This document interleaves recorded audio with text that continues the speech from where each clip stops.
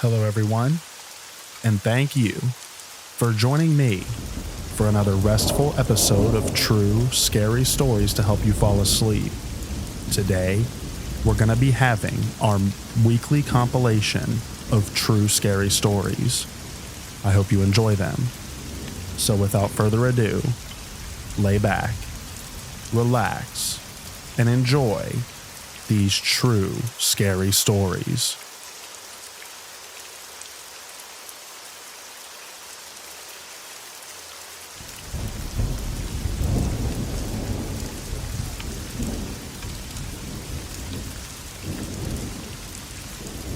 This is a reminder to solo travelers everywhere.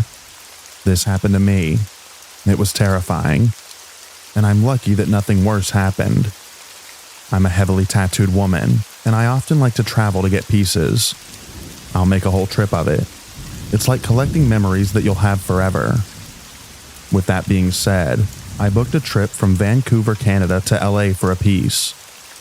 I was going to be spending 4 days there with my girlfriend. But because my apartment was scheduled for all Friday, my girlfriend didn't want to miss a whole day of work while I'm in the studio all day. So we agreed that I would go Thursday night, get my tattoo Friday, and then meet up with her Friday night at our Airbnb. Unfortunately, I arrived at LAX around 11 p.m. It was dark. I was alone in a city that I had only been in once before, when I was 12. I followed the map that she wrote me to try and find the taxi area. Eventually, I walk up to a spot where I see 2 taxi drivers standing, and one of them asks me if I need a ride. I say yes, put my bag in the taxi, give him the address, and away we go. It takes about 2 seconds for this normal guy to get creepy. I can see him staring at me through the rearview mirror as he's asking me questions like, "What are you here for? Are you alone? Are you Russian? Are you sure you're not? I'd really like to take you out for some Russian food. You're really not Russian? I'd like to take you out." Nope, no thanks, and no I'm not. We get to the Airbnb and I say thanks, and I go to get out and he says, "I need to make sure that you get in safe." I said that's not necessary. He insists. It's past midnight by this point. No one's around. I'm in a quiet residential area and he's persistent. I walk up to the apartment door and there's a lockbox that I need to get the key from. This man was clearly hoping that it would not unlock the door, because as I'm typing the code into the unlock it, he's repeating the numbers back out loud. 9631. It opens, and I grab the keys inside and go, "All right, thanks, I'm good now." He says, "No, I need to make sure that you get all the way in." I'm panicking now. He follows me to the apartment door, which happens to be on the first floor, of course. Now he knows what unit I'm in. I open the door and slide in. I told him that my big buff boyfriend was waiting for me at this place. I'm gay. I am the big buff man. And he sees that no one else is in there. I say thanks and go to close the door. He puts his foot in the door so I can't close it and goes, "What? I don't get a hug?" I just wanted this man to leave, so I gave him a quick hug, pushed him away, and slammed the door. I slept with a knife by my bed and had to make sure that all the windows were locked. By the way, ladies, if a man is asking if you're Russian, what he's really asking is if you're a worker. I found that out later. I am so incredibly lucky that nothing else happened. I was really shaken up though, and I barely slept.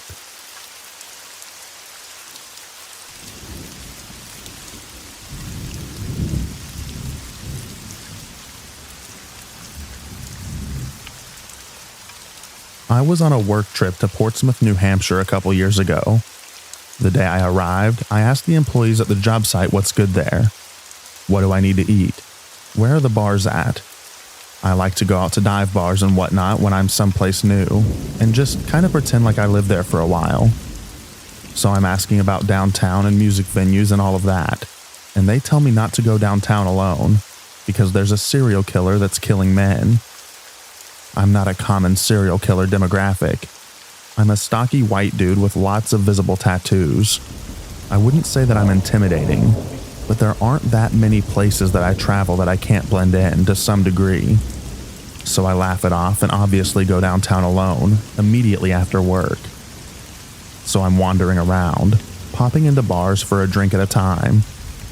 In this small but promising downtown that feels old and kind of expensive, but also artsy in a New England coast town away. Long story short, I'm kind of bummed.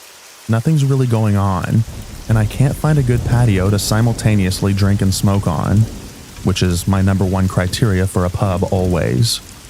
So I'm about to call it a night, but I lean up against a wall outside of a bar to have a cigarette and decide if I want to go in or call it a night. And some dude walks out and lights one of his own and starts talking to me. Now at this point I've had a couple.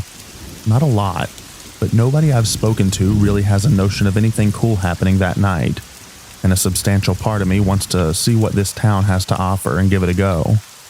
So we start talking about punk and live music and what's going on, and he's super enthusiastic to show a traveler some spots. Of course, the whole time in the back of my mind are the comments about the serial killer. But whatever, he's smaller than me. I have a knife and a decent tolerance for alcohol, so it's worth the risk. He takes me to like 4 bars, a couple of which we have a drink at and feel out if it's worth hanging or not. The town's cool. He makes good conversation, but I'm definitely holding my drink as far away from him as I can. It's weird. I feel like I can only imagine women feel like every day, but I don't have a solid reason to break off the hang yet, and he's honestly putting forth a lot of effort to show me the spots, which is super cool and even more rare, so I don't want to crap all over it. But the whole night he keeps trying to get me to go to this one bar. I don't even remember the name, but it was high school themed, and he thought that was really cool, which seriously unsettled me. Also, he kept asking me where I was staying, and I kept making up hotel names because it felt weird, but he kept calling me on it, until I finally said something about the Roundabout, which was the name of a hotel and diner right next door to mine. When he made this connection, he lit up, sort of, like with satisfaction of solving a puzzle. So we go to the high school bar. He'd been to all the other ones. There wasn't anything going on anywhere, and it was right there. They actually had a rad solo act playing covers that I loved. So we're hanging, and I'm still stiff-arming my drinks. And then I realize it's been way over the 2 hours that I put on my meter. I gotta move my car or leave. But the night is just now getting good. People are showing up and there's music that I know and love. The high school bar has legitimately been the best bar so far. It was weird. And dude tells me that I can park on the street where there's plenty of spots, since it's after whatever time it needed to be. Cool. I'll be right back, I say. But he's like, no, I'll come with you. And that's weird, but alright, whatever dude, let's go. So I tab out, and my bill is way more than it should be. And I realize that he's putting beers on my tab without asking. So I tell the bartender to move that stuff to his. And we have a weird moment, but it passes. And we leave to move my car and hit the next spot. So he watches me move my car. Comments on the plates, since they didn't belong to the state that I told him I was from. And I told him it was a rental. We moved on to the karaoke bar. That's okay, where he tells me he's a high school janitor and that he'd invite me to sleep at his place, but it's just a small studio apartment. He asks for my phone number. I play it off and say that I appreciate the friendship for that night, but I don't give out my phone number like that. We smoke weed in an alley with a guy who looks like Sam Elliott from The Big Lebowski. It was weird, but all right. I go back to the hotel and go to sleep, feeling somewhat fulfilled in my experience in that town. The next morning, I go to the job site, and everything's fine for a while. And then my phone rings with a local area code, and it's the hotel. Apparently, the hotel caught fire, and I need to come collect my belongings since my room was in an affected area. Holy cow. That's weird. Okay, I'll be back in a bit, I guess. I get to the hotel and it's surreal. Half the building had sprinklers going off. It feels like a war zone almost. The smell of burnt carpet and everything is pervasive. Everyone's weirded out. Apparently it was arson. Started from outside of the building, 3 feet in front of where my car was parked that night before. Nothing caught on camera, but substantial damage to the building. I can't prove to you that I met a serial killer and that he burnt down my hotel as a vindictive act born of rejection, but I can tell you that dude had major Dahmer vibes, and my hotel was 100% set aflame. Also, the suspected victims look a lot like me. I don't know, maybe it's bullcrap, but man, was that a work trip. P.S. The hotel transferred me to the Roundabout Hotel, right next door. When I got there, they gave me a voucher for 10% off breakfast at the Roundabout Diner, conveniently located downstairs. At that diner, I had the best hot sauce I've ever had in my life. I bought a bottle there, and I've been hooked ever since. Hoff's wake-up call. It's got coffee in it.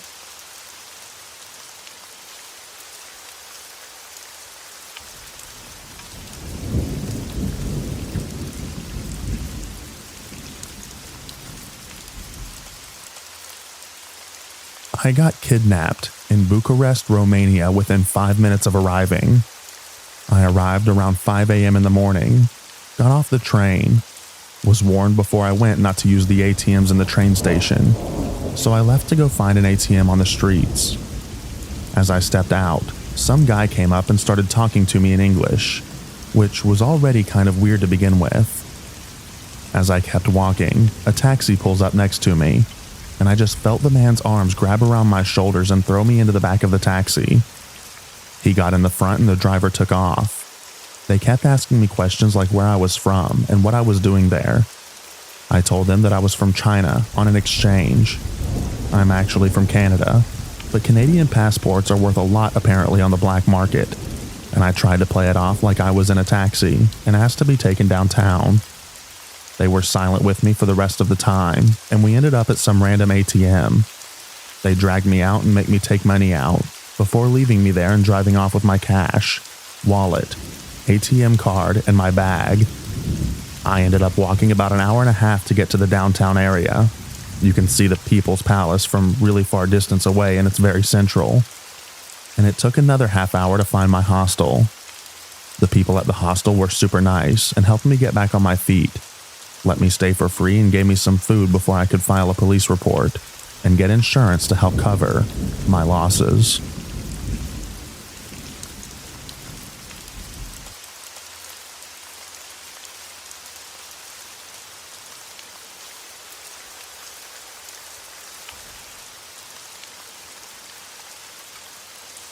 Charles de Gaulle Airport, Paris, France, 2009.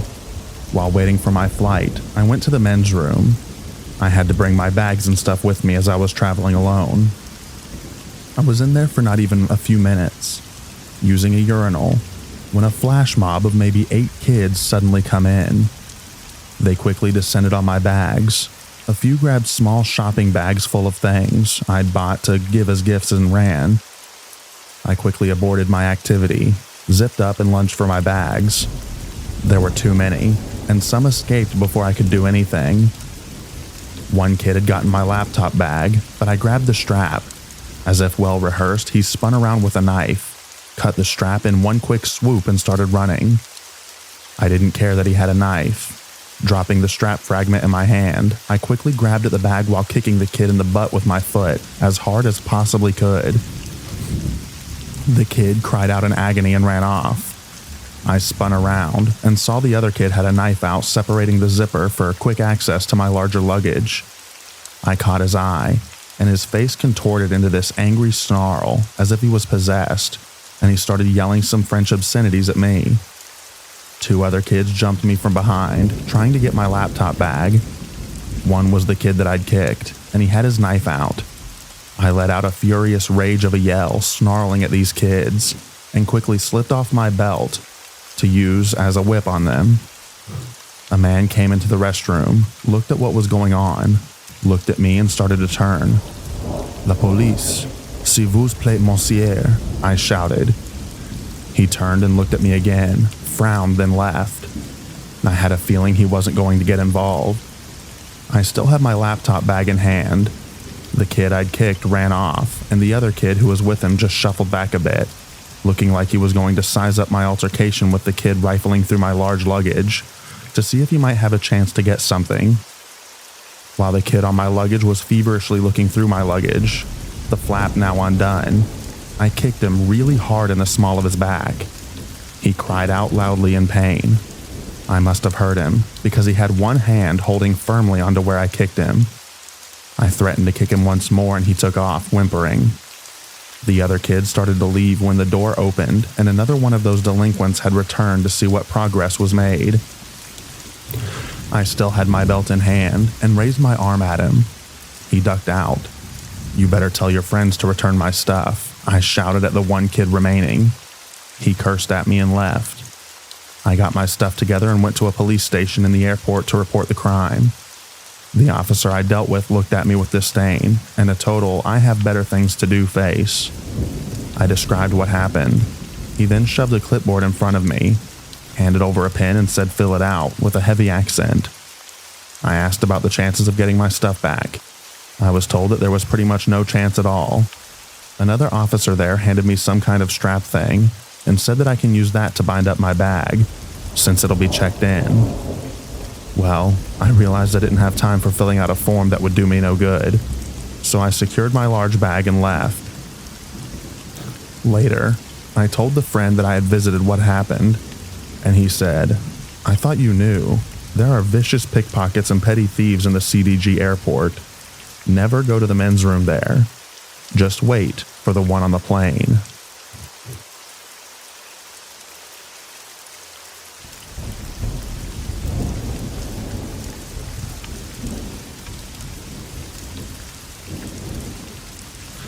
I was flying from Krabi, Thailand to Denver. It involved 3 connections: Krabi to Bangkok, Bangkok to Tokyo, and Tokyo to Seattle. There were long layovers, including a 13-hour overnight one in Bangkok. I have chronic, incurable insomnia. I've been on sleeping pills for almost 20 years, and I cannot sleep on airplanes, no matter how drugged up I am.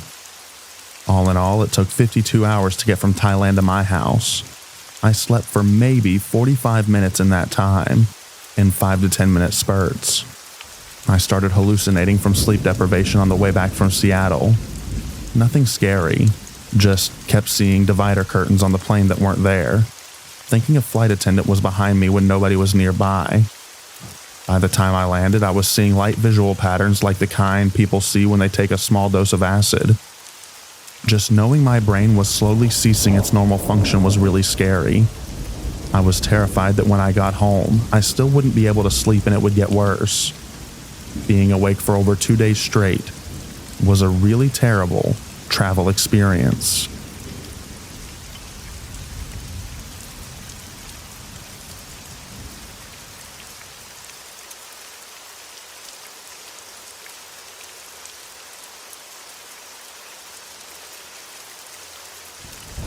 Not me, but a friend of mine encountered some crazy stuff while traveling in Taiwan. This was around Taichung. There were 4 of them, her with 2 other girls and 1 guy.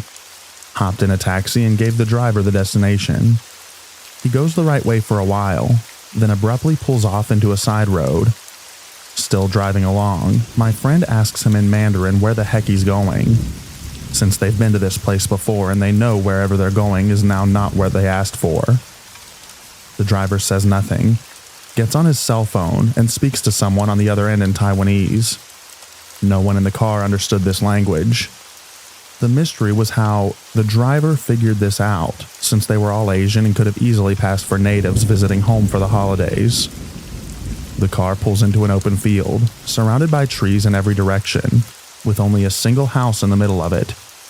He parks right outside, and it appears people were merging from the building. Several of them. The driver pauses for a brief second, starts the car up again and commences driving along. A few minutes later, the group find themselves on the side of the main road as the cabbie drives off. What the 3 girls in the back of the car did not know at the time was that upon stopping outside that house, Their fourth member sitting up front pulled out his knife and held it right above his knee, making sure that it was in plain view of the driver. Once the cabbie saw this, he started the car up again, no doubt realizing the dangerous situation he had inadvertently found himself in. They never figured out what the driver planned on doing, but anything even close to kidnapping couldn't have been good. The cabbie was reported to the authorities, but they left for the States before finding out anything further.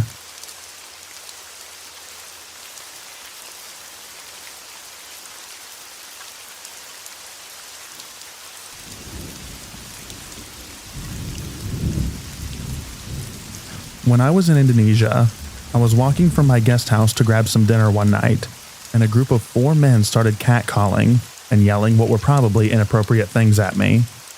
I just ignored them and walked very quickly into the nearest building, which was a department store type place. They followed me in, and I was trying to just ignore them, hoping that they'd leave. I figured I was safer in a public, well-lit sort of place. They grabbed me, and I spun around and started screaming at them in English, so they probably didn't understand, but I reckon that they got the feeling. They laughed, but eventually left. The worst part was all the people in the department store, including other women who were working there, just giggled when they saw this happening. These men probably could have just dragged me out of the store, and no one would have done anything. I left Indonesia the next morning.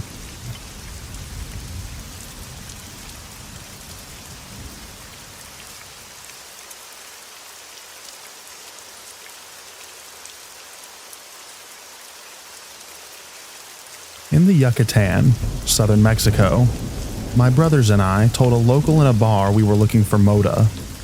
We were in some super small town where everyone gets home at 4 from work, gets loaded, and is passed out by 8.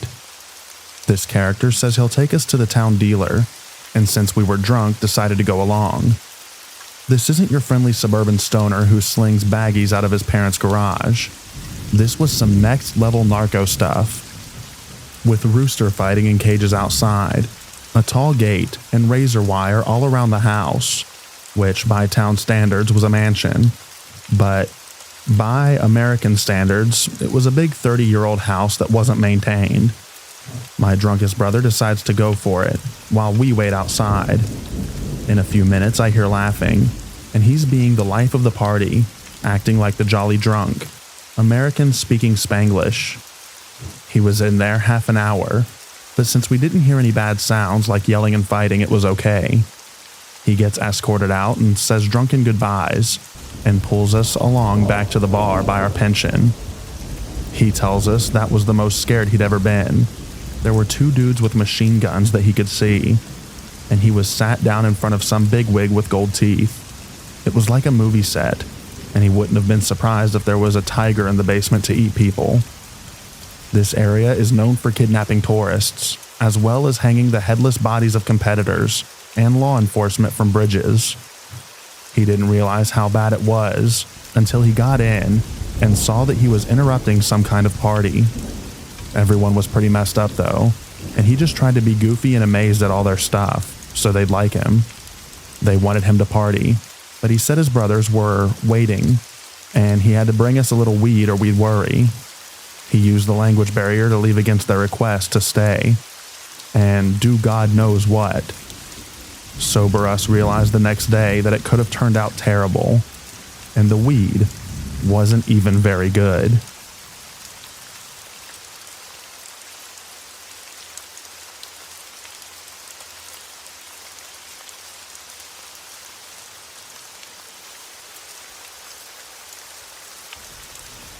I was living in Nepal during the highly suspect massacre of the royal family.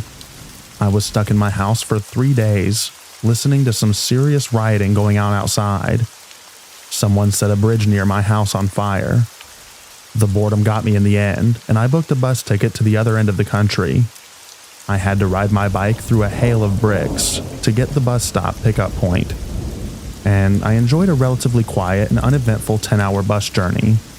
I walked the Himalayas, ate lots of dal bhat, got giardia, saw some wonderful mountains. When I returned, Kathmandu was back to normal. Everyone was rather nonchalant about the whole thing. All the men had shaved heads and it was all back to normal. The change was really rather eerie. It was like nothing happened. Apart from my bike, it had 7 shades of crap kicked out of it by the rioters. Poor bike.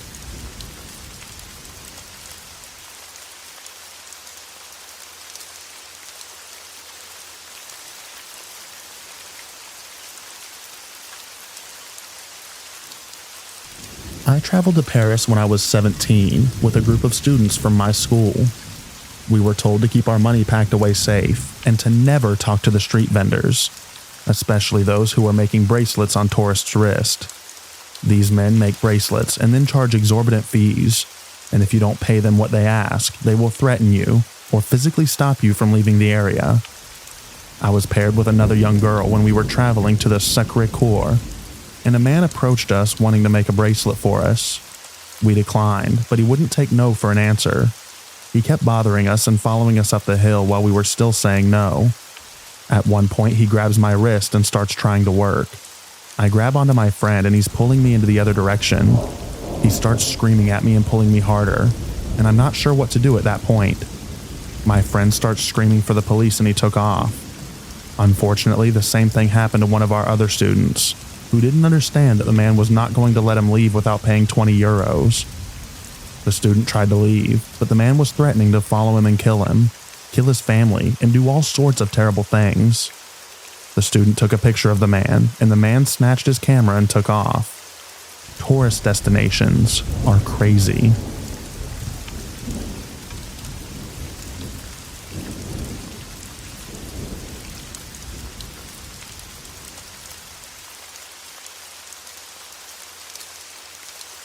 In 2005, a couple friends and I went to Tijuana, Mexico for a day of shopping and cheap tequila.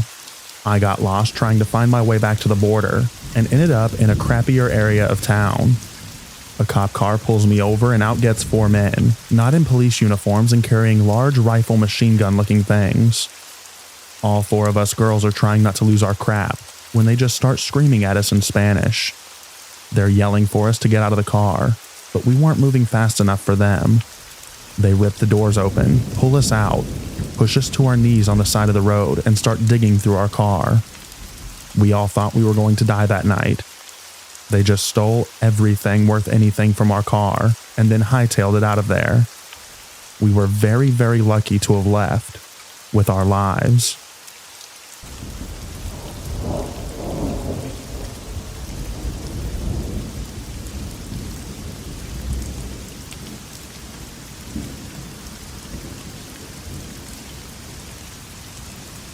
During university, I went on an education-sponsored trip to Singapore. Everything was amazing until the last night that we were there. We went to a club that was a bit of a trek from the hotel. I ended up being way too sober to continue partying, so I hightailed it back to the hotel with my boyfriend. Everyone else stayed behind, but eventually split up at last call to catch cabs and such. A guy and a girl from our group decided in their drunken stupor to walk back from the hotel. They somehow, in some weird way, ended up wandering into the Singapore port. Keep in mind, the port is the livelihood of Singapore. They didn't even realize it until a port authority car pulled up to them and told them that they'd give them a ride back to their hotel. They were friendly about it, so they hopped in. What happened next was insane. I get a call to my room at 4 a.m., and someone in very broken English is asking if I know these 2 people. I was sharing a room with the girl. First, I thought that it was a prank by a friend, but then I freaked out when I started asking if they're okay, and this really eerie laugh was heard on the other end. They wouldn't give me their name or location. That gut-dropping feeling when you realize it's not a joke and something is seriously up. Turns out the port authority arrested them, turned them over to their version of the state police, and were accusing them of being spies who had scaled the wall of the port to gain intel on trade. Both of them were separated, interrogated, guns were pulled on them in order to get them to fess up. They were taken to the walls of the port and forced to explain how they scaled them. One cop told one friend that the other guy had already confessed, so they might as well turn themselves in too. These people were totally crap-faced when I left them a few hours before. I could only imagine the sobering fear. It took the rest of the group and the hotel front desk staff hours of calling to finally locate where they were being held in the city. Luckily, we met a super successful businessman/lawyer living in Singapore, but from our hometown a few days before. We called him up and asked if he could help us. He went to work on it. 12 hours later, with the threat of our government getting involved in the mess, they finally turned our friends over to us. We got out of there pronto. We think someone messed up their job at the port that day, left the gate opened, and rather than admit fault, they would get these young students to take the fall. Thankfully, neither of them gave up, because God knows how insane their punishments are over there. Moral of the story? Take a cab.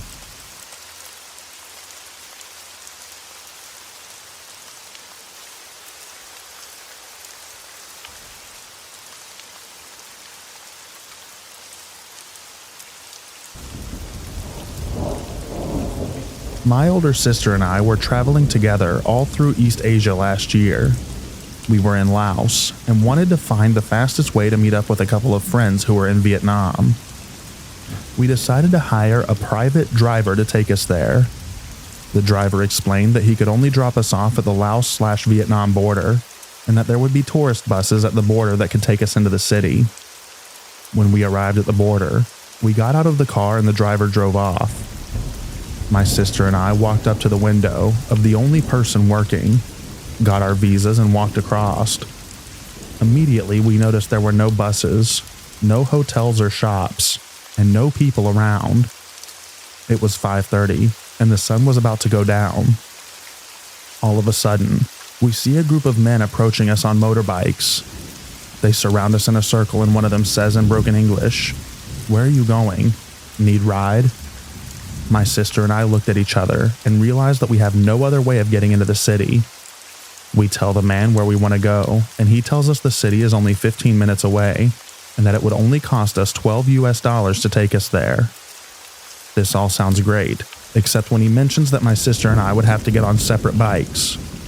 We decline his offer, unsure of how else we'll get into the city. We start trying to walk away, but the bikers try grabbing our arms and following us. They try to haggle and convince us to get on their bikes.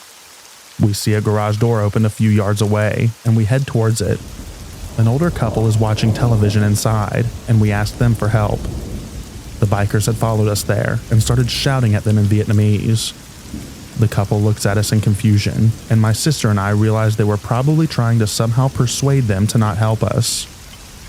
My sister then looks at the couple and says, $70 drive to city, and points at the car sitting in the garage. The older lady shakes her head in agreement, and then looks at the bikers and shouts something to them in Vietnamese. The bikers try to convince us one more time to get on their bikes and start laughing. They finally realize there was no convincing us, and they leave. We get in the car with the older couple, and they start driving to the city. The scariest part is that it took over an hour and a half to get there, when the bikers said only 15 minutes. Just thinking what could have happened to us if we got on those bikes gives me the chills.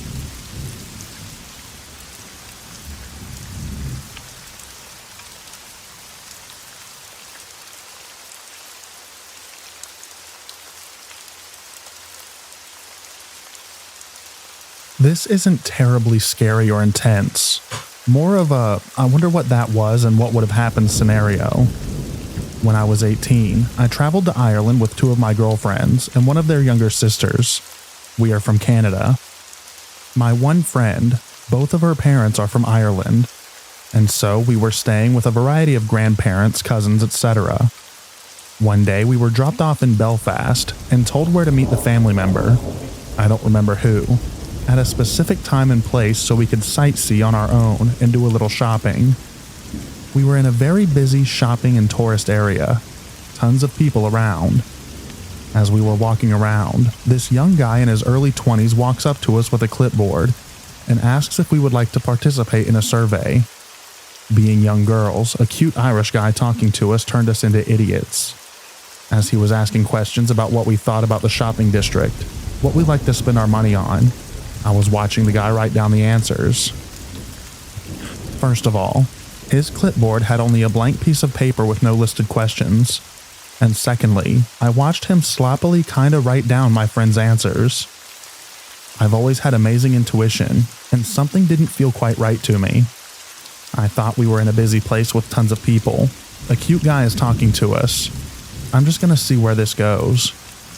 I was also the less sheltered one of the group, and was definitely suspicious.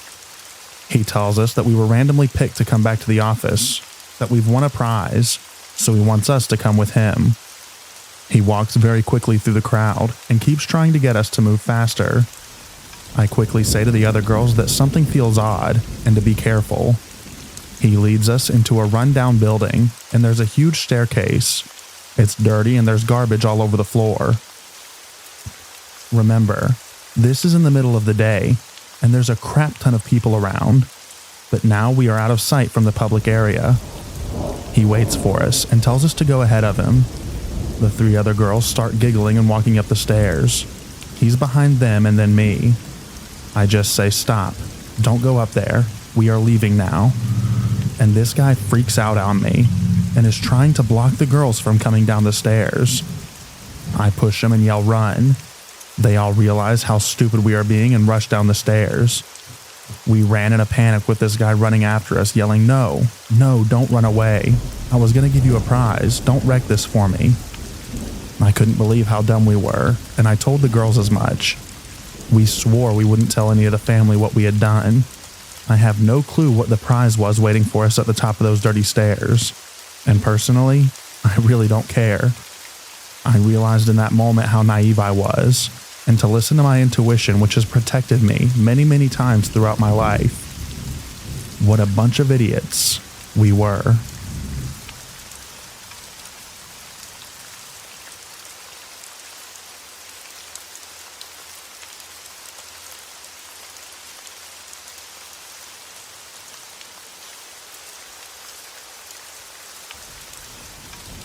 I had something happen to me in Nassau, Bahamas. My mom and I were waiting for a bus one night outside of our hotel on my 17th birthday. What we didn't realize is that we had missed all of the buses that day and were basically waiting for nothing. We didn't want to take a cab because the cab drivers kept trying to rip us off. But anyways, while waiting for the bus we thought was coming, a local guy pulled up, maybe 30 years old, and he asks if we need a ride. Right before we could say anything, another car with a local lady pulled up in front of that guy's car. She rolled down her window and told us to never take a ride with a stranger, as it was very dangerous. After that, she drove off. Now, we were going to reject the man's offer for a ride anyways, but this definitely made it official. We walked back to the guy's car to politely decline, and right as we did, he started screaming and cursing at us. Then I looked over in the passenger seat through the window, and there sat a police baton. I grabbed my mom's hand and we ran back towards the hotel, which was luckily right in front of the bus stop. The guy left tire marks on the road as he sped off. Just goes to show that you need to be careful of how you get around in foreign places.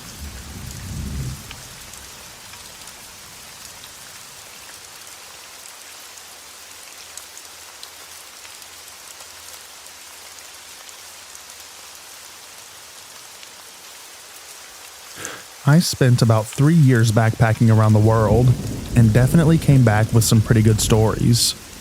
Here's a kind of interesting one. After a big night out in Brussels, I started walking back to my hostel or hotel. I was staying in the worst part of the city, so things were already a bit sketchy since it was probably around 3 a.m. As I came into the neighborhood I was staying in, I passed a small bar with muffled music coming out of the door. I couldn't see what the scene looked like, but thought, hey, why not? As soon as I walked in, I realized that I might have just made a big mistake. It turns out that this was the Congo bar. Now, I'm a 6'2" blonde guy who doesn't typically feel small in a room, but I felt tiny. There were about 40 guys, no women, all from the DRC, and these were some big boys. Immediately when I walk in, a guy grabs me, slams a glass in my hand, and fills it from his beer bottle. I think that these guys were just thinking that I was either crazy or had some big cojones. Anywho, we start slamming them back when I notice a huge guy on the other end of the bar staring at me like he wants to eat my children. We make eye contact, and he just starts screaming at me in Congolese. Immediately, everyone focuses on this one-sided exchange, and the bar quickly splits down the middle. The guys who were giving me beers, there were about 8 to 10 of them, start screaming back at this guy, who's now been joined by his buddies. So little 22-year-old me is sitting there with 20 to 30 giant Central African dudes who are just screaming at each other on this 20-foot by 30-foot bar. Not a word of which I can understand. The only thing I know for sure is that I'm the topic of the conversation. Finally, the guy who started screaming at me left and things mellowed out. But for a while there, I really didn't know how things were gonna turn out.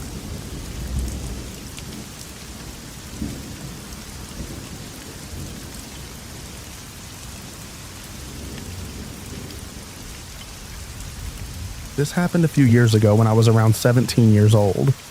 I just finished my first semester in college, and I was homesick and was very much excited to go home. I'm going to a university about 4 to 5 hours away from my hometown. My hometown is an island.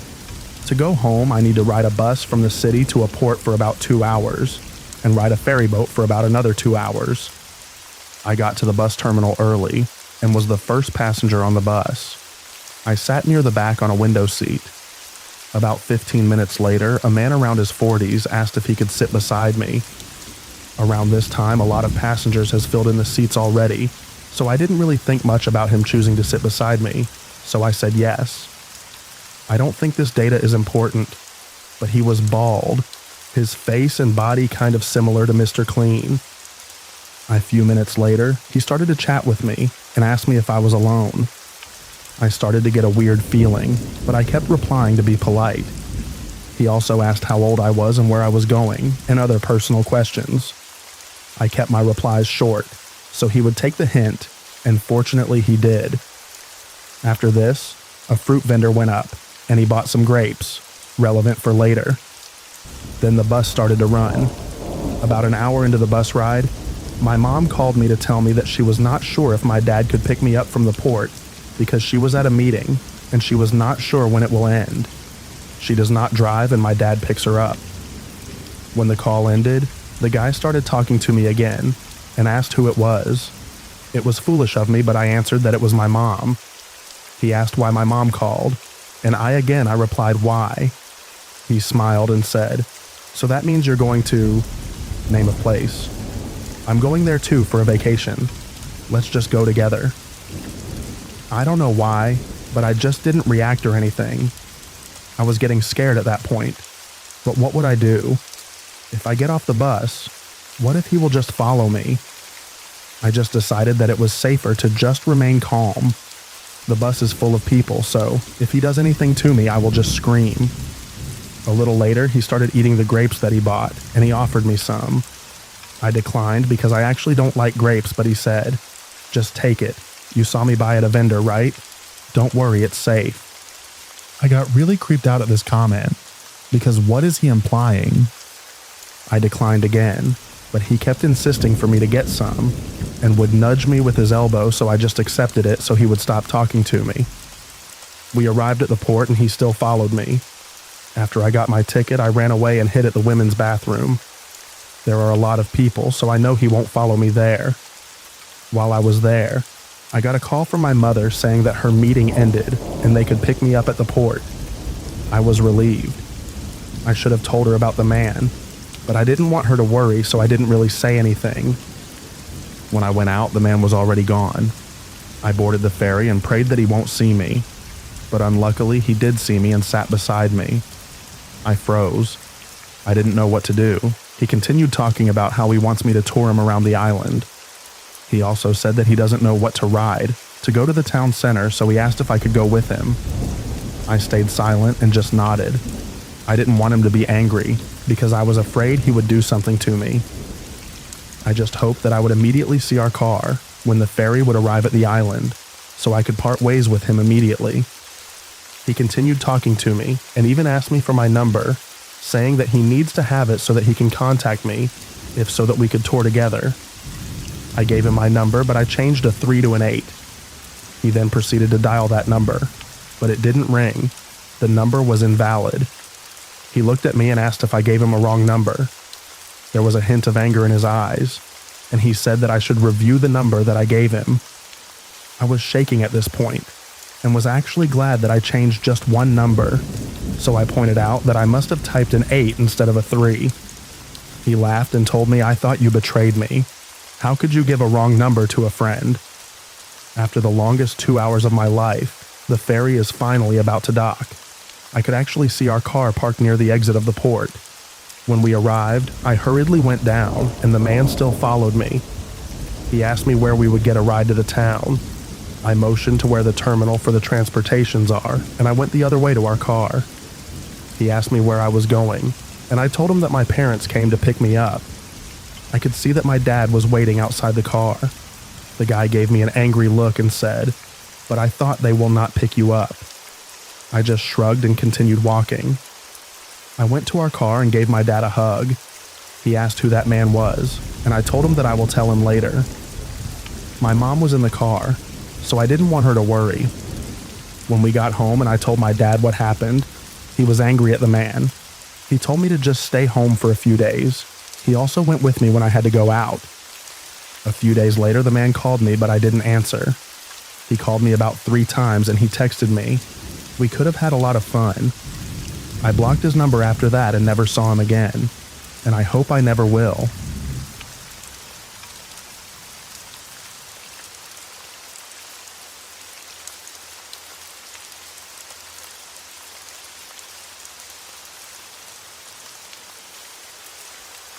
I was a 22-year-old female, and I had always wanted to travel on my own, so I saved up to do 3 months of backpacking around Europe. My first night away, I was in a hostel in Burgess. In the adjoining bar, I met a guy who seemed lovely. We chatted for a while. He bought me a drink and offered to show me around the city the next day. I accepted. I am now 28 and I've been on many solo trips, and I cringe at my naivety in this situation. It got late, and I said I was going to my hostel, which required going outside then back into a building next door to use a key fob. He walked outside with me, and as I said goodnight, he leant in to kiss me. So I stepped away and asked him what he was doing. He then leaned his hand against the door and said, "Can I come inside with you?" At this point, my heart was hammering. In hindsight, I should have yelled for someone, but instead I pushed his arm to one side and quickly tapped my key to go in. I turned to look as I walked up the stairs, and he was watching me the whole time. I'm lucky he didn't force his way in after me, but it definitely taught me to be wary of friendly locals from then on.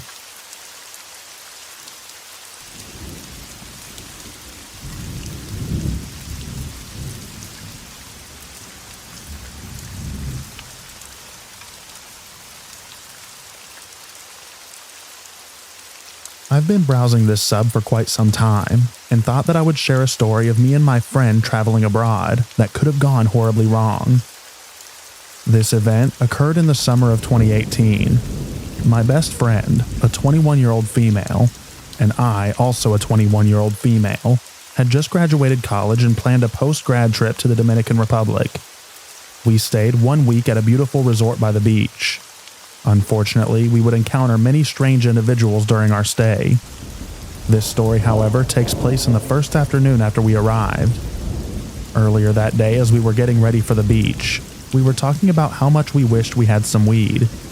We were pretty heavy smokers at the time and thought that smoking would make the whole trip 10 times better. Fast forward a couple hours, we're on the beach having a good time, playing music, taking pictures, playing in the water, etc. When all of a sudden, some guy comes up to us. He seems friendly and harmless at first. He tells us how great we look and offers to take a photo of the two of us together on our phones. We were very excited about this and agreed. After he took the picture, he kept commenting on our appearance, and stupidly just thought that he was being nice, gassing us up. and we didn't get any weird vibes. Then the guy asked us if we like weed. My friend immediately says yes, and he says he knows where we can get some good stuff, just a little ways down the beach. He said he could take us. My friend agrees and we start walking with him.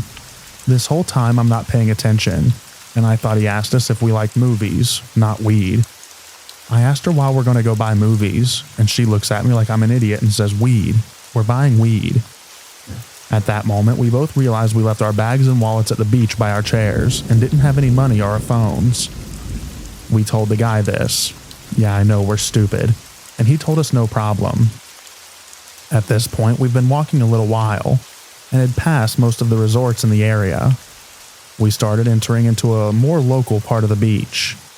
At this point, I get nervous because there's probably a dozen men all staring at us hard. Of course, all we had on us were swimsuits, which didn't help. Eventually, this guy leads us to some small beach shop and takes us to a back room. We go inside. He locks the door behind him. In this room was a single desk, 2 chairs, and wall-to-wall cigars. There was also another man in this room sitting at the desk with a gun tucked in his pants. At this point, me and my friend are both very nervous and scared. He tells us to sit down, and we do because we're terrified. The guy we met at the beach tells Gun Guy that we're going to buy some weed. The guy at his desk is friendly-ish and says no problem. He asks how much and we tell him. We mention again that we left our money at the resort and maybe we should go back and get it and come back later. He says no, it's okay. His guy will go back with us and collect the money. He said that we can take it now, but only if we do him a favor. Nervously, we ask him what the favor is because we just want to get out of there as soon as possible. He says he'll give us the weed and roll it for us if we show him something. We quickly say no and try to laugh it off. However, he continues to ask, and I start to get nervous that he won't let us leave unless we do what he says. I quickly tell him that we have boyfriends, so we can't do that, but we can give him a hug if he'd like. Him and his guy then look at each other and bust out laughing. My friend and I are really scared at this point. He starts talking about how good it is, how it's Jamaican, and he's giving us a deal that we need to do something for him. We offer to pay more, but refuse to do anything for him. Then he starts asking us in Spanish, hoping to trick us into agreeing. My friend, who did not speak Spanish, just answers yes, hoping to appease him so we could leave. Luckily, I understand some Spanish and quickly said no. We insisted that we need to get back and we'd pay extra, but we're not showing him anything and he needs to stop asking. The man gets annoyed and says something to his guy. He rolls the weed and tells us to get out. We were so relieved to leave this room. Luckily for us, the guy takes us back to our resort, collects the money and leaves. We start laughing about how crazy that was and how it could have gone way worse, but at least we got weed and we're alive. We were very dumb and naive.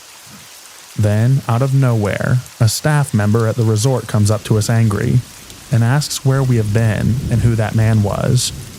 We looked at him shocked because we didn't know him, and he was practically scolding us like children. He told us these men are not allowed at the resort, and that they come to the beach hoping to lure tourists. They're very dangerous and that we need to stay away. We lie and say that we don't know what he's talking about and that we'd appreciate the concern, but we're okay. We didn't want him to know that we had weed on us because it's illegal and not allowed at the resort. He finally leaves us alone, but for the rest of the trip, wherever we went, that man was always lurking in the background. I couldn't tell if he was suspicious of us or if he called himself watching out for us. Anyways, that was just one of many creepy experiences I've had while abroad. If you like this story, let me know. Maybe I'll tell you about the time that we were almost kidnapped in Prague by our Uber driver.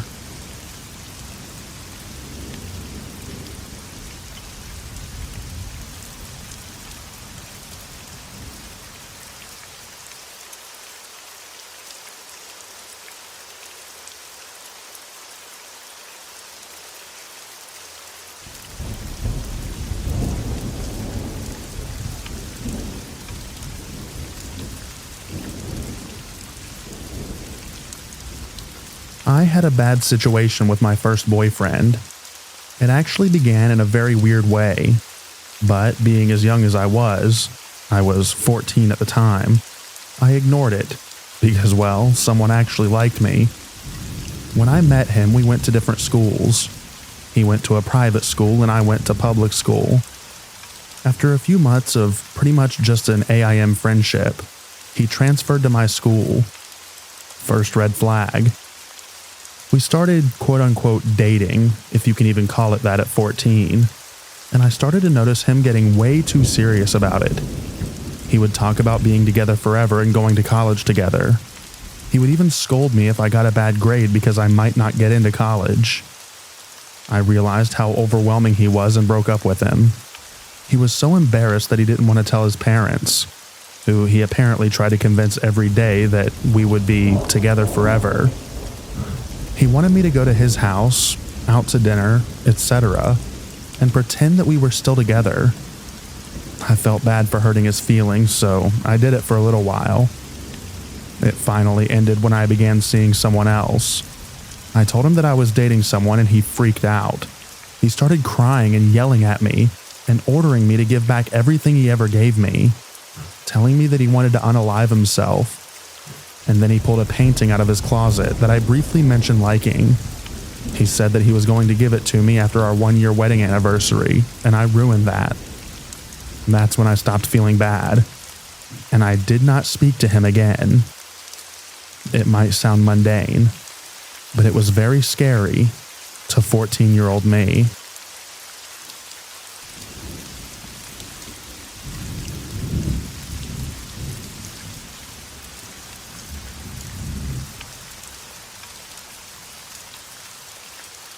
He ended up in the dryer at my apartment complex in the middle of the night, naked and crying. Yes, you read that correctly. And no, I'm not making this up. I wish I was. I found this guy on OkCupid, and he was a really nice guy, if a little strange. Good looking too. We dated for about several months, during which time he slowly revealed that he was hearing things that he couldn't possibly be hearing.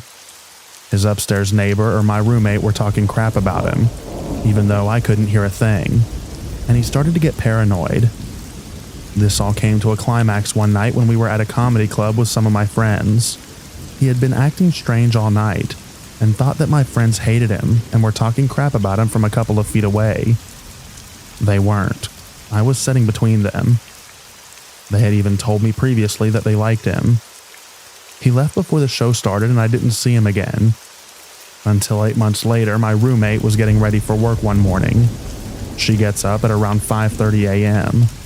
She heard strange noises coming from the laundry room, which shared a wall with the hallway of our apartment. She thought that the loud wailing sounds were from our neighbor's crazy friend, and that she'd have to deal with her when she went to the laundry room to get her bike. But when she went in there, she couldn't see anyone, and wasn't sure where the sound was coming from. She searched around and was looking under the table across from the washer and dryer when she heard the dryer door being pulled shut. I know, horror movie stuff right there. She was about to open the door, brave lady that she is, but thought better of it and went to wake up sleeping me. I work in mental health, for help. I got up and I could hear the crying, so I went out to the laundry room and opened the door. At this point, the person who had previously occupied the dryer was lying face down and naked on the linoleum floor. I asked if they were okay, not knowing who it was at that point, and there was no response. I told my roommate to call the police, and while she was on the phone, this person gets up. He was actually wearing mirrored aviator sunglasses and walks past us and into our apartment. He sat on one of our chairs and proceeded to give me a death stare while my roommate was outside speaking with the cops, and her work explaining what was happening. He was in our apartment over the course of an hour, while the police and later the paramedics checked him out, and he did not say one word. The most he did was make a guttural growling noise while he gave whoever was speaking that hate-filled stare. Finally, the paramedics took him to the hospital, and I never saw him again. Some notes. The car we figured out was his was parked outside for about 5 days, and one day it just disappeared. All he had in his pockets His clothes were on the floor of the laundry room, so I brought them into the apartment. Was a boarding pass from around the time that he disappeared. His family was from another state. And car keys. And we could see that in the car were only a bunch of energy drinks and fast food wrappers that implied that he had driven up from other said state, about a 1 to 2 day drive, and taken up residence in our dryer. My neighbors and I tried to get in touch with his family, but they were unlisted and the hospital couldn't tell us any information. I wish him well and hope that he's doing better now. My former roommate and neighbors are all Redditors and can verify this story if necessary.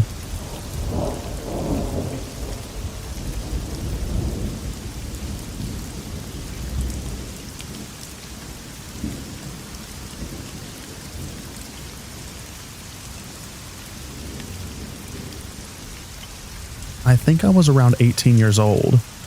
We'd been dating for about 8 months, and I broke up with him because my parents were treating me differently, and I didn't like it.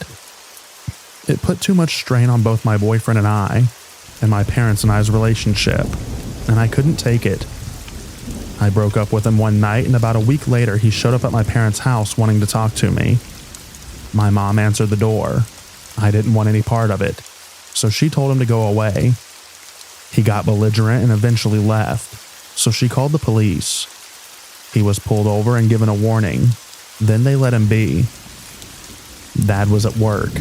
Mom took sister somewhere, and I was playing Mario Party 8 on my Wii at home. There was a knock at the back door, and I looked through the glass from the couch, and he was there looking in trying to talk to me. Again, I didn't want any part of it, so I ignored him. He got mad and shouldered the door. The frame cracked. He did it again and the door burst open. I said, "What the heck are you doing?" And he grabbed me and put me over his shoulder and carried me outside. I figured he was just going to put me in the front seat and leave with me. But then he popped the trunk of his car with the remote, and I realized what was going to happen. I twisted a little, which surprised him, and he dropped me. But then he put me in a headlock where I couldn't breathe, and I stopped struggling. He tossed me in the trunk and shut it and drove off. At this point, I was doing everything I could to get out of the trunk. It was a Buick LeSabre, the model which, of course, doesn't have a way to open the trunk from the inside. So I started kicking the back of the seats to get out. I eventually got one open enough to stick my head through to get some air. It was August, and the temperatures outside were riding 95 degrees. So inside the trunk, it was about 110. I got my head out and could finally breathe. He had calmed down a bit, and I knew he just wanted to talk to me. So he didn't really freak when I was able to climb into the back seat. When he was putting me in the trunk, the neighbor kids were outside, and they saw what was happening and ran inside to tell their parents. Parents called the police. Police called my mom, and my mom was doing 95 down the highway to get home. Ex-boyfriend drove me an hour and a half away to an old camp he used to go to, and we talked for a while. He then took me to Pizza Hut because I said I was hungry. I remember wondering why no one was concerned that I was waiting for a pizza without shoes or socks on, because no one said anything. I figured my parents hadn't realized what had happened yet. Little did I know, an Amber Alert had already been issued. Anyways, he decided he didn't want to go to jail, so he was going back to his workplace/place of residence to get his shotgun. When he got there, the cops were waiting for him and tried to taser him. They missed, and he jumped in the back of his car and did a backwards U-turn. He started driving through the city at speeds of 60 to 85 miles per hour. If you've never been in a high-speed police pursuit, let me tell you, it's a rush. So much adrenaline. Anyways, he was getting to get on the highway again, but the police had it blocked off with spike strips, so he turned onto a back road that dead-ended. He ended up crashing into his tree. I was in the front seat by this time. The cops swarmed the car, pulled us both out, and since they didn't realize who we were, cuffed us both and put us in separate cop cars. Once everything was situated, they uncuffed me and put me into a police SUV and transported me back to the police station in my city. Parents and sister were there freaked out. Found out that I was okay. The whole ordeal lasted around 10 hours. My ex got 4 years and is now out of jail in a halfway house.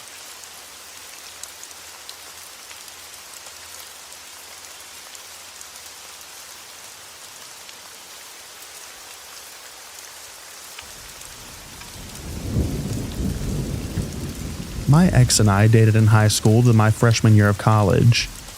It was more like a friendship to me. We never kissed or did anything physical other than holding hands, and we just hanged out a lot. He was always deeply in love with me, but it was more like an obsession that I didn't reciprocate.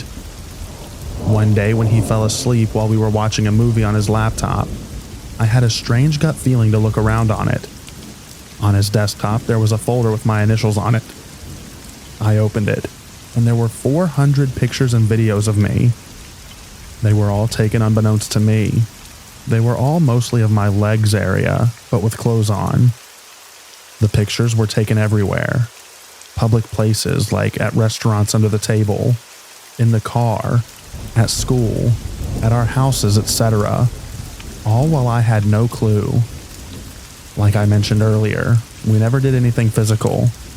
We were both virgins. It hit me. He always had his iPod Touch on him, and it always seemed like he was on it playing games and other stuff. That's how he must have taken these pictures. At the bottom of the folder, there were new videos that were recent at the time. I play them, and somehow the footage came from inside my dorm closet. I always went in there to change right after I took a shower, and he knew my routine. I go into my dorm closet and find the hole where he would have put the camera or iPod.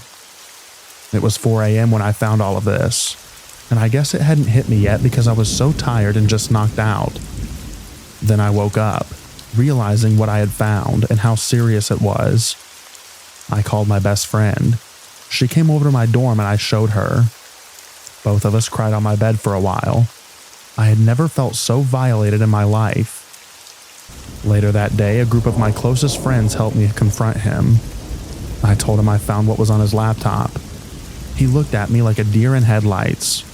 He started crying, saying, "I tried to stop, but I couldn't help myself." He then ran out the door and sat on a bench outside my dorm, crying with his head down for hours. I could see it from my window. After that, he stalked me. At my job, he would be outside when I got out at 10 p.m. and watch me from his car. I had a new boyfriend by then, my first real love, and he would be with me to protect me from my ex. He also tried to kill said new boyfriend with a bat when we all went to the same house party. My friends locked me and my new boyfriend in a room so that my ex couldn't get to us.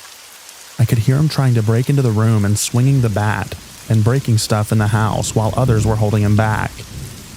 Then he disappeared at the party and everyone went to look for him. They found him outside on the porch in the fetal position, rocking back and forth and crying. A year later, even after losing his virginity to someone else, and me being with my new boyfriend for a while, he told some mutual friends that he didn't care about any girl, and that he just loved me forever. To this day, everyone I'm close to knows that if I were murdered, they'd knew who the prime suspect would be.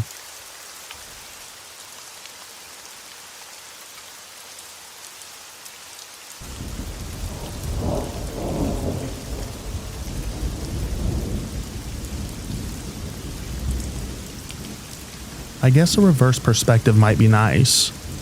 I'm probably the crazy ex, although nowhere near as crazy as most of these stories. I was best friends with the girl for 3 years before dating, and we dated for around a year. She broke up with me somewhere out of the blue, and I insisted that we stay friends because I didn't want to lose her as a girlfriend and as a friend. Well, frankly, I convinced myself that her decision wasn't real and that she'd change her mind the next day. And when she didn't, the next week and so on, I messaged her daily and she would message back. But in hindsight, I probably shouldn't have bothered contacting her. Normally, I'm a rather reserved person, but when I'm drunk, I've been known to do some stupid things. This included showing up at her apartment at 2 a.m. with pages of drunken breakup poetry. that I thought somehow would impress her, and pouring my drunken soul open to her. After she kicked me out, like any sane person should do, I began my cold, dark walk home. Despite all the stuff that she must have put up with me post-breakup, she still decided to call me the next morning to say, "I don't ever want you to show up my apartment again, but I wanted to make sure that you got home safe." I guess it made me realize that even though it feels like she hurt me beyond repair, it wasn't fair of me to lose control of myself like I had. So I'm not the craziest of exes, and thankfully I've reached some clarity about the whole situation.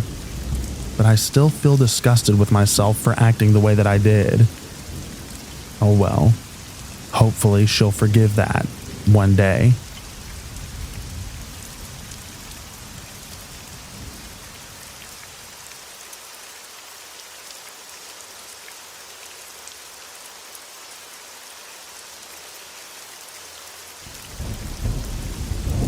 I dated a stripper for about 6 months. Yeah, I know. My little brother got cancer partway through our relationship, and I was obviously in the hospital with him the majority of the time. She got the flu, and without fail she called me every day crying that I wasn't able to take care of her. Not the best, but how our relationship ended was quite grand. We adopted a cat for Valentine's Day, and she loved him to death. One day she is leaving for work and asks me to feed the cat. Of course I will, but I had an unusually long day at work and I was tired, so I decided to lay down on her couch and take a cat nap. Pun fully intended. Well, she got off early, and seeing that I did not feed the cat, I started having a dream that I was being stabbed with a fork. Well, I was. 13 times in the back because I didn't feed the cat. I proceeded to get up and run out of the apartment while she was chasing me.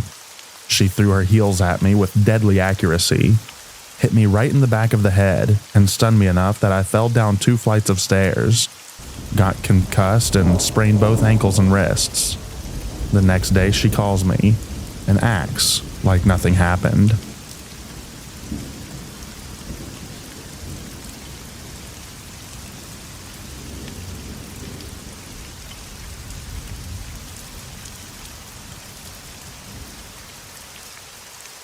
While I was in class, I was receiving a ton of calls, texts, and voicemails from my then ex. I ignored them and refused to be distracted because it was a midterm review session.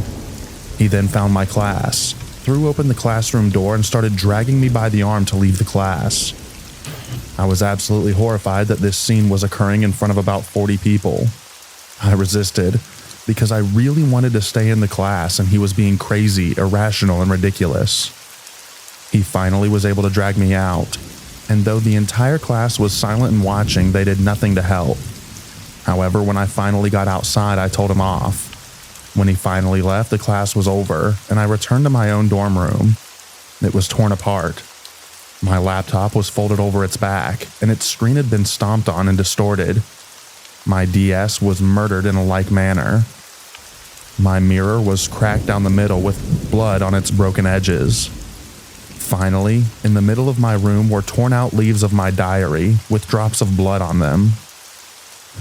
Apparently, my ex had broken into my room, read my diary, and went berserk. On the pages he tore out, I had written something like, "I'm glad we broke up. I'll find someone better." Yeah, he's definitely a crazy ex. He continued doing other crazy stuff for a while. I called the police on him a few times, but they didn't do anything to help. Eventually, he graduated and disappeared.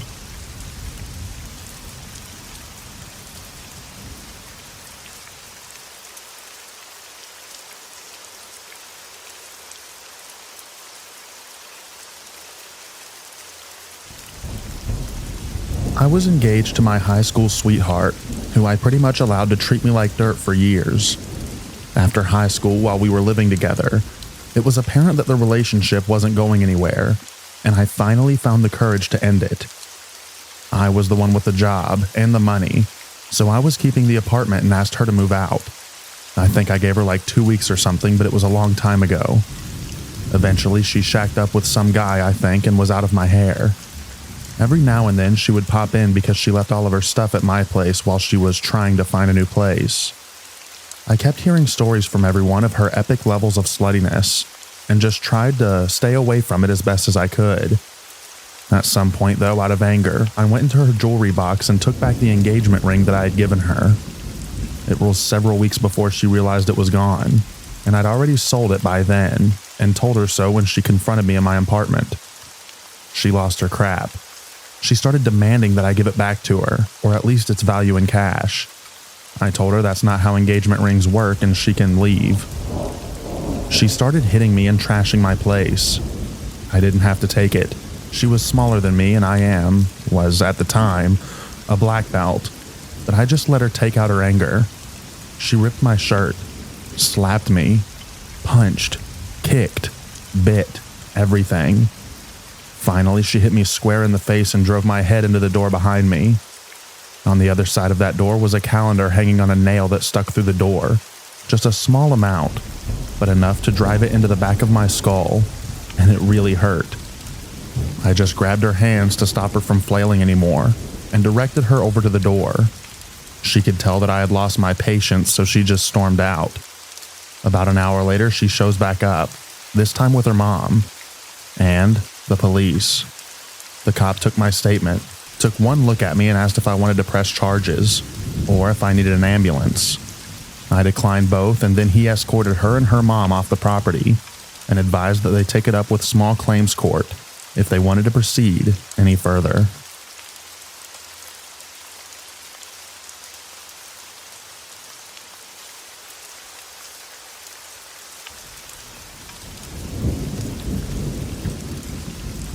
I was dating a young lady who lived in the Midlands, and she'd come down to London on the weekends and we'd have some fun. Nothing too serious, but it made my weekends enjoyable. Out of the blue, I was asked to move from London to New York by work, and so I told my then casual partner that I'd have to break things off because I was leaving the country. She accepted it and stopped coming down on the weekends. Anyway, fast forward a few months and my move to New York gets canned due to budget cuts. I still had my ex on Facebook, and I started to notice some odd photos popping up. It turned out that she had quit her job and moved to New York when she thought that I was going to move, and was now living there for 6 months. She reached out to tell me a few days later, and I had to explain that I wasn't there. She was angry.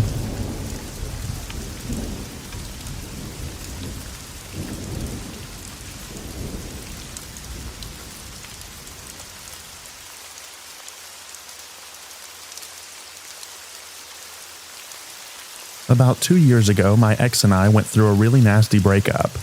Lots of crying and nasty words said. It became apparent that she had a lot of emotional problems and really wasn't the person that I thought she was. Lots of anger and lots of lying, as I discovered. And to make things stranger, she is the one who dumped me multiple times and was absolutely furious when I finally accepted it and told her that it was time for her to go. I wasn't exactly perfect either, but that's what happens. I had also started a new and healthy relationship at this point, maybe 3 weeks after the primary breakup, which made her angry to no end.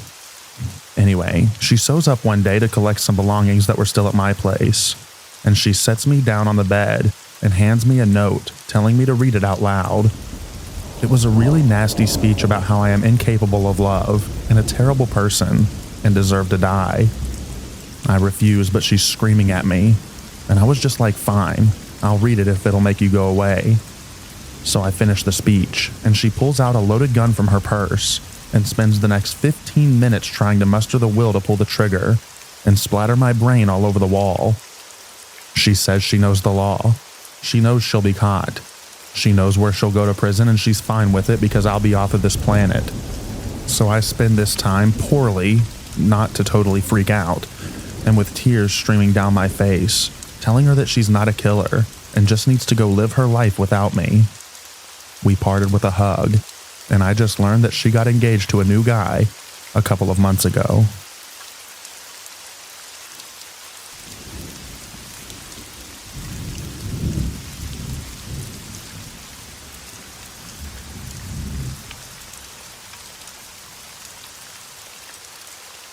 One day, I was on the phone with my best friend and told her that I was thinking about leaving my ex because he's too much. Next thing I know, my phone is going off, and he's asking me if I plan on leaving him. I was flabbergasted, and I got freaked out so he could tell. So then he told me that he set up a camera in the living room so he could see if I'm bringing anyone home. He said I could unplug it because he realized that it was irrational, and as long as I promised not to leave him. Fast forward a week later, I noticed my tapestry was moved from behind the bed. When I looked behind there, sure enough, I saw the cord to another camera. I immediately unplug it, and there goes my phone blowing up with calls and messages.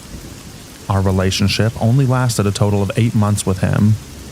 Funny thing is, he was the one cheating and making Tinder accounts of us looking for another female to join us without my permission. To this day, I have to block accounts that he makes just to stalk my social medias. And I am a really private person now.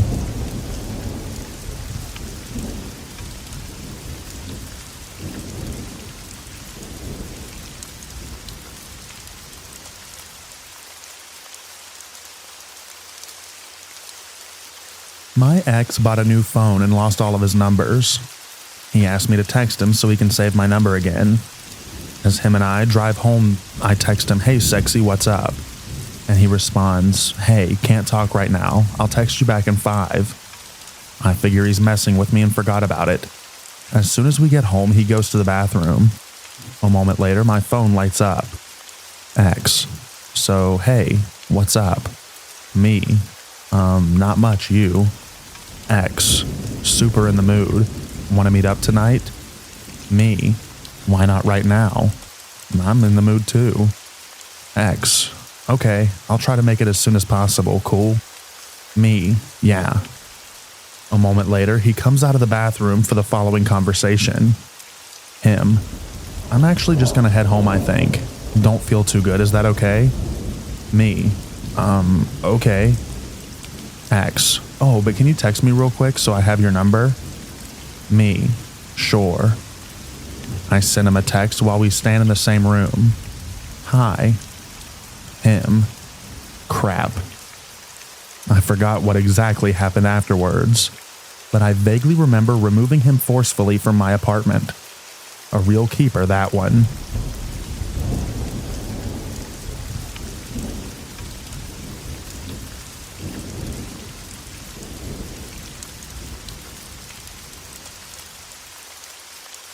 She asked me to do a triathlon that her brother was doing, and she was going to watch his son. I've never done one before, but she told me that she really thought that it would be good for me, and would be really proud of me if I did it. So I did. It was a whole weekend camping trip. It rained the whole time. We got there on Friday. I unpacked my setup, cooked, cleaned, and did everything the whole trip.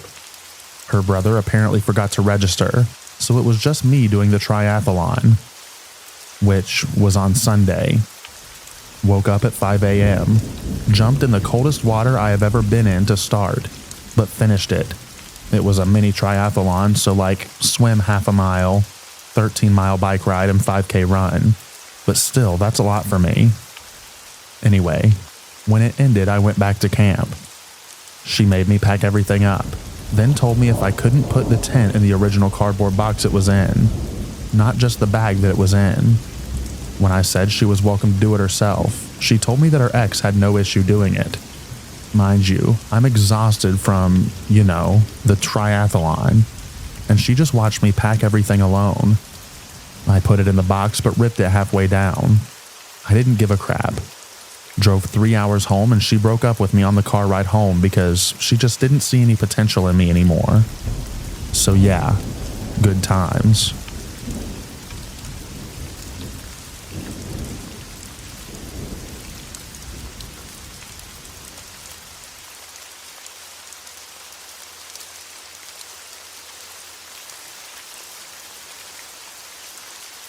My ex proposed to me publicly at a bar, in front of all of our friends. He liked the way it went so well that he proposed to me 2 more times at 2 different bars. We were bar hopping, in our hometown, in front of everyone we know. I said yes 3 times. So we set a date and I planned this whole wedding. Buy the dress, set up the hall and the catering, flowers, everything. The only jobs that he had were to buy and rent tuxedos for himself and his groomsmen, and to find someone to marry us on the date that we had chosen. It was getting really close to our date, and he hadn't done any of the things that he agreed to do. I finally confronted him about it, about a month before this whole event that I had planned, at which time he told me that he was not going to marry me, and that he didn't think that I was going to take his proposals so seriously and actually plan a wedding. 3 times, shaking my head. I am happily married to someone else now.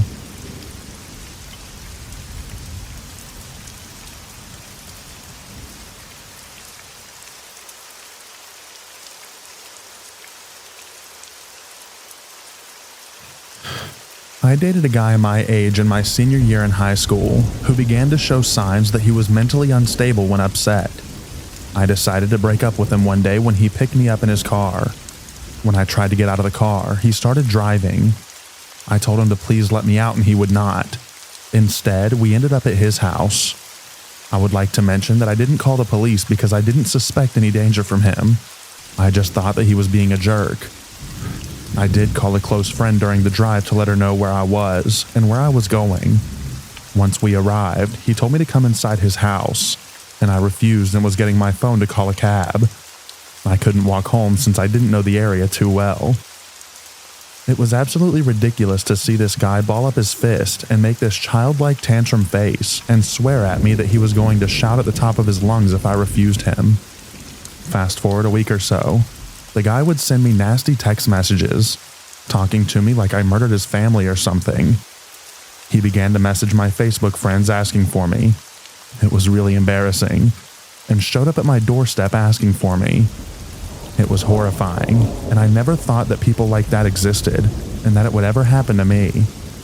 He stopped when I told him that I would call the cops, and the school, as well as his parents.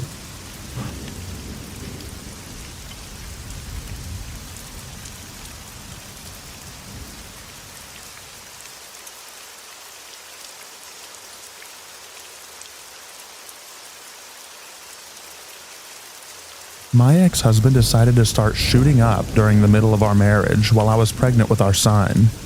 Then he decided to live on the streets and not work. He went to jail, got clean, did okay for a year, then walked out on me for another woman. 2 months go by and he decided that he wanted to work things out. I did not. So he moved into my apartment. I left and gave him the place. He stalked me.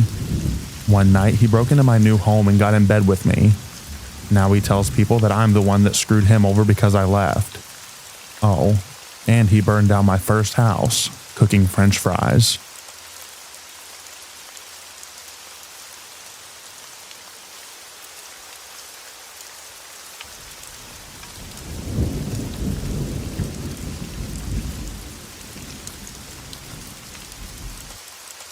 This girl that I knew asked me out, and we seemed to get along quite well. So I thought. I knew her mom wasn't a fan of me, so we kept it quiet for a while, hoping that maybe her mom would warm up to me. Well, her mom found out and crap hit the fan. I thought maybe my girlfriend would try and calm her down, but boy was I wrong. A couple of days after her mom found out, my girlfriend suddenly sided with her mom, and they both really started abusing me. I noped out, but then they both started stalking me everywhere I went. I couldn't get away from them. Neither of them drove, so they would catch public transport from their side of the city to mine just to abuse me. They would wait at places that they knew that I frequented. I thought that they may have gotten tired and over it, but it kept going on for a couple of months. Every time I came across them, all I got was screaming and shouting. Absolute crap from both of them. I finally decided to take action and get a restraining order. They tried a couple of more times, but they eventually gave up. I had very little trust in women, and people in general, for a long time after that. It was one of the most traumatic things I've been through. Oh, and I don't think we were even dating for 3 whole weeks before her mom found out.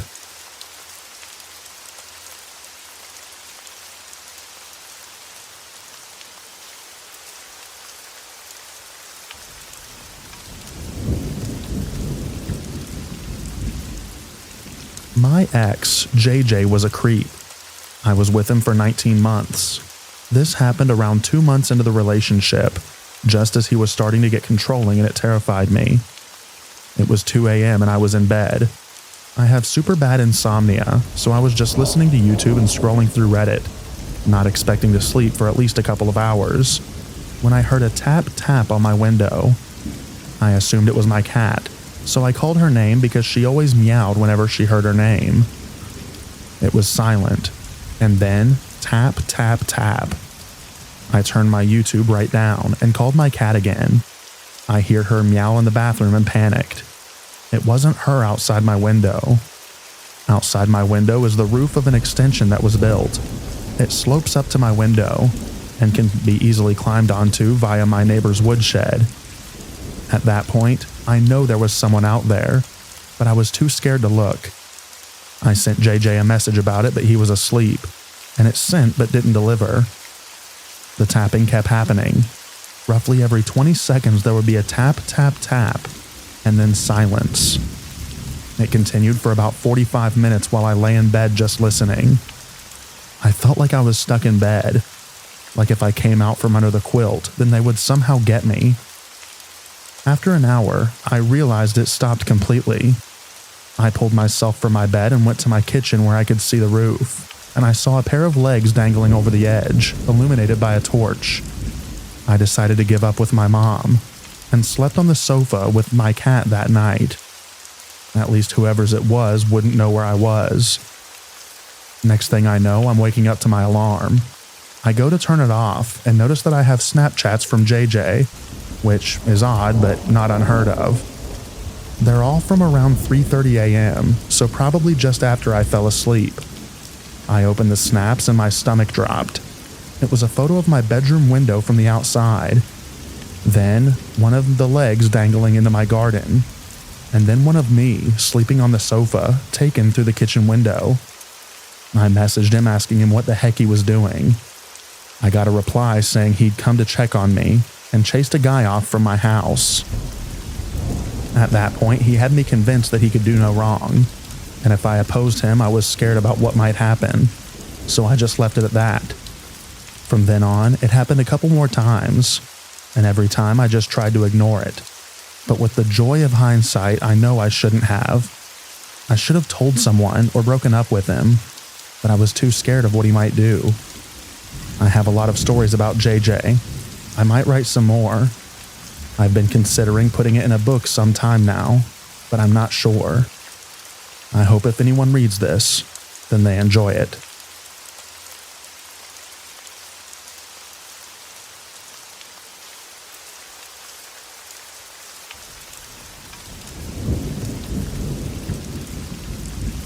So for starters, I've been dating this girl for a while now. Her name being Isabel, going on a year very soon. And all is going well in that regard. However, when we first met, she told me about a less than ideal ex-boyfriend that she had a couple of years before she had met me. They still went to the same school, and he ended up going to the same university as us after we graduated high school as well. Apart from that, all three of us went to the same church, meaning there was a lot of opportunity for him to meet us. The creepy encounters with him, Jose being his name, started a little before he graduated high school.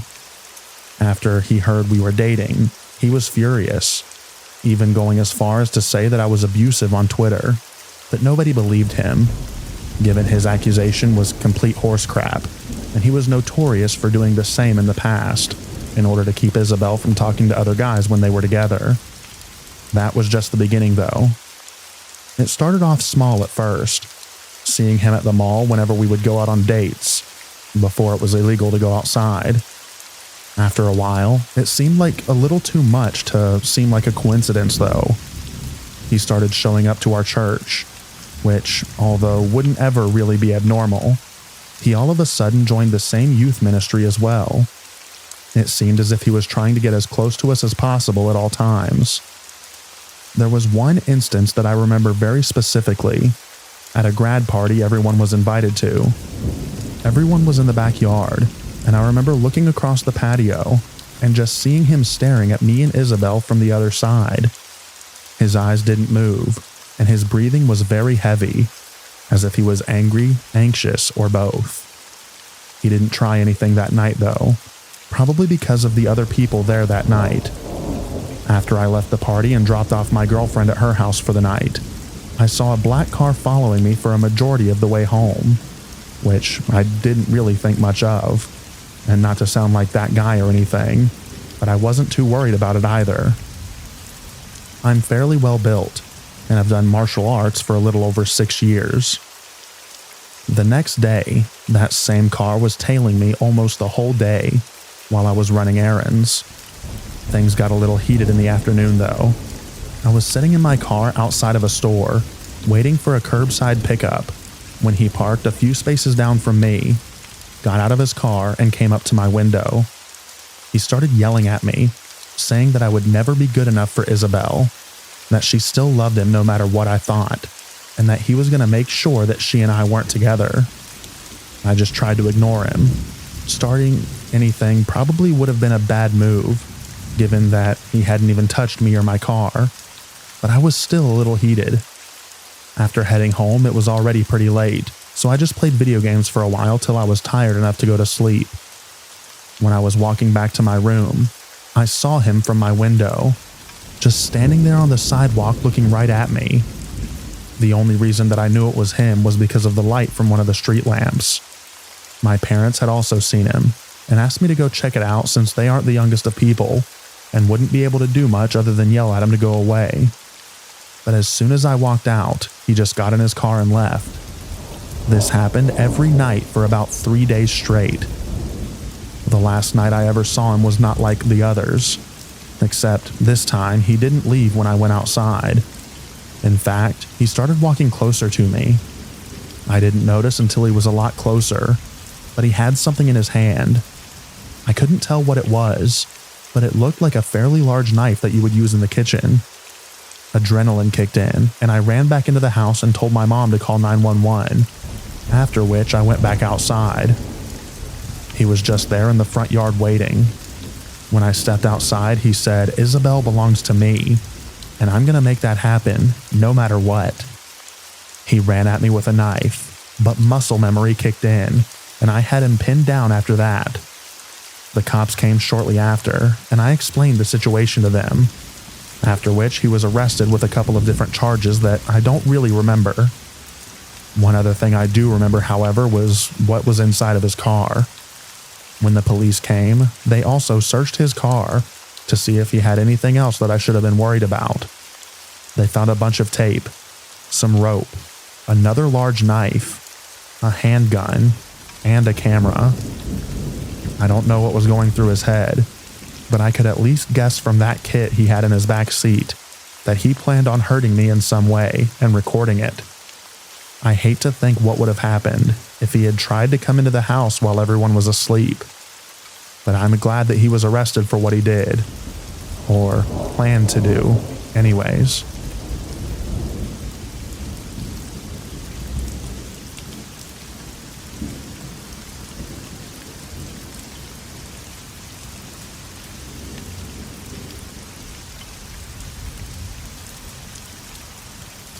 I began dating a very cute, super fun, amazing, or so I thought, girl.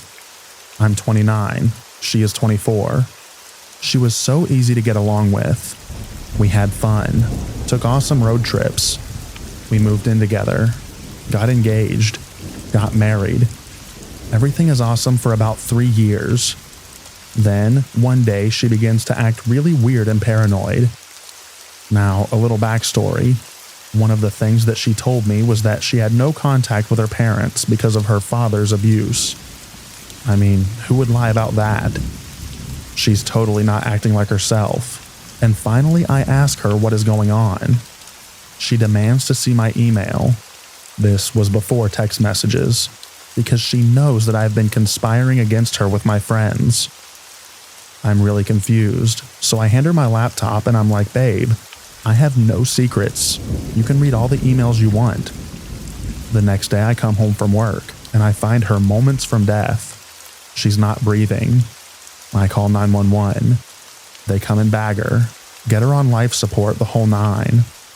The doctors tell me that it's likely that she won't survive the night. She OD'd on fentanyl and alcohol, also widely out of character for her. Amazingly, she doesn't die, and 3 days later comes out of her coma, only to tell the doctor that I've been keeping her locked up in the basement. We have no basement, and abusing her. It gets really messy. I find her parents' contact info through friends of hers that knew her brother. I call them and they come to my state. Turns out they had hired a private detective to find her and find out what was up in her life, etc., because she disappeared from them after college. There was no abuse. In fact, her parents told me about her diagnosis of borderline personality disorder, and she had episodes like this in high school and college, where she insisted that her boyfriend was abusing her. Anyway, I immediately filed for divorce.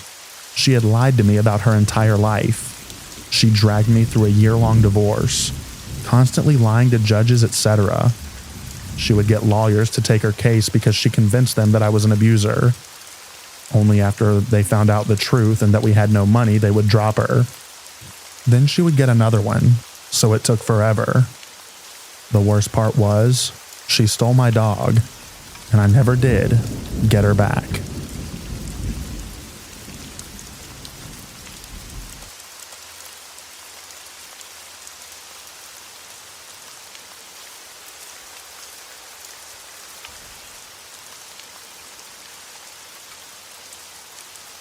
My sister and her husband have been married for a very long time. When they met, they were both married to other people and started cheating on their spouses. In 2008, when my sister came to visit me and my mom, she confessed that she was cheating on my brother-in-law. Before I found out my brother-in-law was an idiot, I had a lot of respect for him. So when my sister told me about the affair, I was furious. I had known my brother-in-law for years. I've always been able to tell my sister what I think, so that day I certainly told her off. She tried to defend her actions by telling me that she had been a good girl for then 18 years, and she deserved to be happy. I was like, what? She and I were standing out in my mom's front yard, and my sister is facing me with her arms crossed in front of her, pouting like a child. I gave her so much crap for what she was doing, but it got worse from there. She informed me that she was going to Honduras with the guy to help him do some contracting work. My sister told me that my brother-in-law knew about it. I was stunned. Well, my sister didn't go to Honduras after all. After she went back home, she ended the affair after she confessed it to her husband. He forgave her, saying, "I was once where you are now." The guy my sister was messing around with contacted my sister and asked if he could borrow $500 because work had been slow and he needed to make his truck payment. My sister asked her husband to loan the guy the money, and he did. My sister charged the guy interest on the loan and gave him a short period of time to repay it. The guy wasn't making any attempt to repay the money, so my sister got nasty. She warned the guy that if he didn't pay the loan off in full with the interest, my sister was going to contact the guy's wife and tell her about the affair. The guy thought that my sister was bluffing, but she wasn't. She sent the woman a letter telling her all about the affair and the loan. The money was repaid very shortly after with interest. To this day, I am still amazed that my brother-in-law is so stupid that he would loan money to a man who cheated on him with his wife. But things got worse. On Thanksgiving weekend, my brother-in-law went out of town to be with his son, daughter-in-law, and their daughter. Because they didn't live very far from me, I asked my sister to ride down with her husband, drop him off, and come down to my house. I was going to spend the holiday alone and really wanted to see my sister. She said that she just wanted to spend the time by herself, which I thought was odd. She wasn't invited to her husband's son's house because of a falling out that they had years ago and never reconciled. I tried and tried to get her to come and be with me, but she wouldn't. Okay, fine. Shortly after, I called my sister and asked her what she did over the weekend, and she hemmed and hawed about it. Finally, she told me that she had spent it with a guy that she had met. What the heck? She had me on speakerphone and my brother-in-law was in the room. My sister told me that she had confessed what she did to her husband. I was beyond stunned. Next thing I know, my sister and her husband had made an appointment with a psychiatrist. My sister claimed it was to work on their marriage. She told me the doctor told her he wanted to see my sister for her issues and give her prescriptions for them. The doctor also recommended therapy for my sister. My sister refused to get the prescriptions filled, but she did say that she would go into therapy. I have no idea how long she received help. She has a lot of issues though, and always has. These two people are still married and are still together. My sister and I haven't spoken to each other since the spring of 2009, but not because of her infidelity. She's probably still cheating on her husband, but whatever. He's an idiot for staying with her.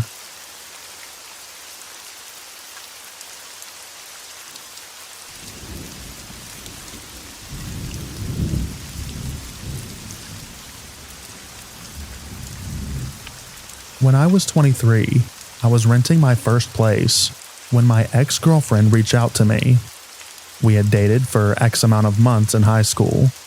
It's been over 10 years since high school, and I can't remember how long it was. It just went badly because I was a jerk and started talking to another girl. Anyway, my ex said that she was over what had happened when we were teenagers and was willing to give it another shot. So we have a date, and then several dates, and things are doing really well. A month into our relationship, one night I'm at work on a late shift, and she calls me saying that she had gotten into an argument with her mother. They had gotten into some sort of domestic about something that she got slapped, and needed to cool off at my place. I get home and turns out she was moving in. I'm pretty laid back and wanted to help with the rent anyways, so I'm somewhat okay with it. I mean, I knew I was walking into a snake pit, but I didn't know that it was going to be a viper pit.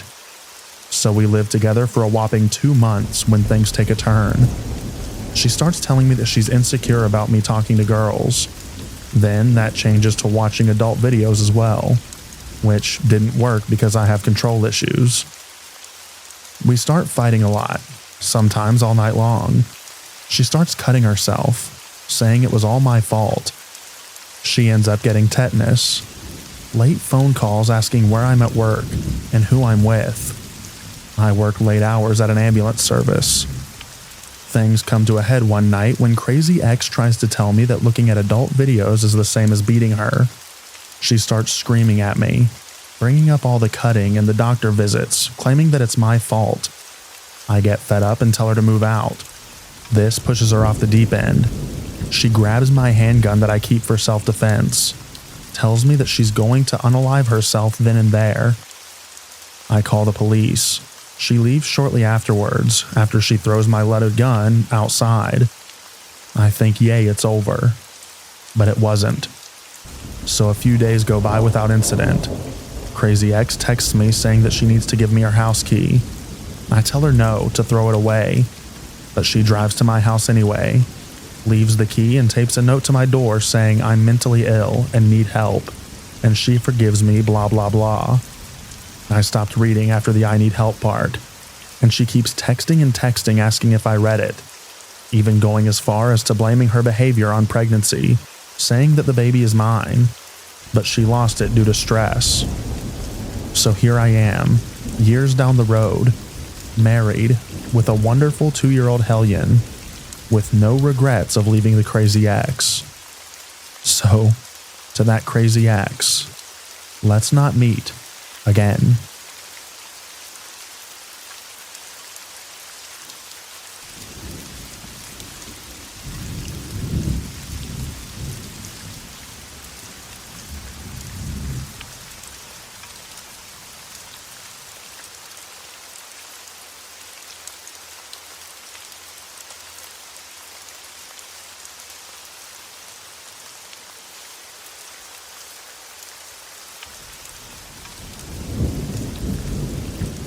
Thank you so much for listening to all of the stories in this video. I hope you enjoyed them. I also hope that you enjoy the extra rain at the end. Get a good night's sleep, everyone, and I'll read to you in the next video. Bye-bye now.